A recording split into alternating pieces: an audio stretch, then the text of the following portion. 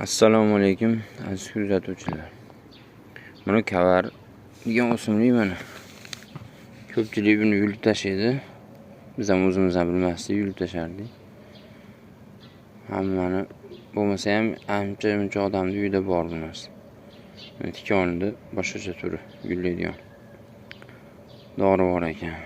Endi gepatitga dori deyapti.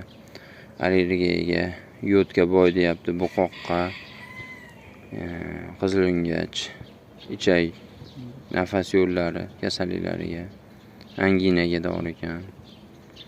Ko'p narsaga dori ekan shu. Mana bu bargi bilan tanasi teri kasalliklariga dori deyapti. Endi tomiri ildizidan dori tayyorlasa, damlama qilsa, gepatitga dori deyapti. Endi buni yantog'.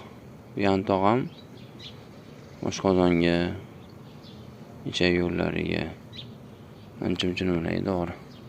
Qarang, tabiiy Allohning bergan mo'jizasi o'zimiz ichimizda. Kerak bo'lsa uyimizda bo'ladi, biz qadriga yetmaymiz-da. Mana gullab yotibdi mana.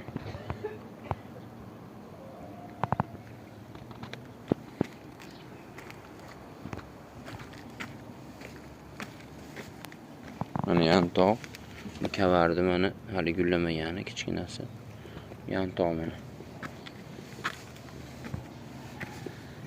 Mana kavar.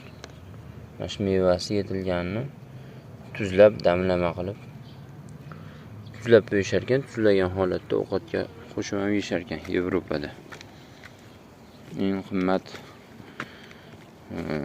salat o'rnida shunga o'xshagan narsa qilib yeyishar ekan.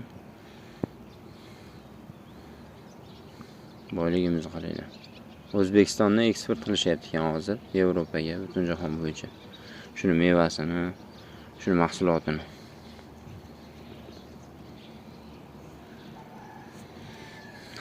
Yana ham podrobniy oqtarib kirib ko'rsalaring.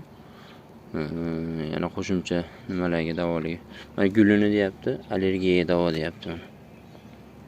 Bronxit, astma, allergiyaga davo deyapti.